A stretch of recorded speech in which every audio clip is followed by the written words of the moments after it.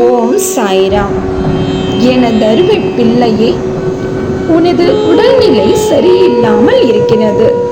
உன் ஆரோக்கியத்தில் கவனம் இருக்கட்டும். பழ வகைகள் நிறைய சாப்பிடு. உனது உடல்நிலை சரி வரும். எப்படி அப்பா சாப்பிடுவது? கடன்களுக்கே சம்பாதிக்கும் பணம் செலவாகி விடுகிறது. எப்படி நான் பழ வகைகள் எடுத்துக்கொள்வேன் என்று நீ என்னிடம் அழுது கேட்பது என் செவிகளுக்கு விழாமல் இல்லை.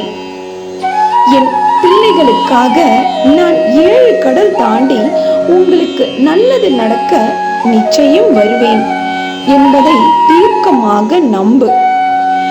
நீயே என் மற்ற பிள்ளைகளின் கதைகளை கேட்டிருப்பாய். இருந்துமா என் மேல் முழுவதுமாக நம்பிக்கை வரவில்லை? பண பிரச்சனையில் நீ சிக்கி இருந்தாலும் விரைவில் அதில் இருந்து மெல்ல மெல்ல வெளிவருவாய். ஏன் இந்த நொடி வரைக்கும் நீ மெல்ல அப்பிரச்சனைகளிலிருந்து ஒவ்வொன்றாக வெளிவந்து கொண்டிருப்பதை நீயே உணர்ந்திருக்கலாம்.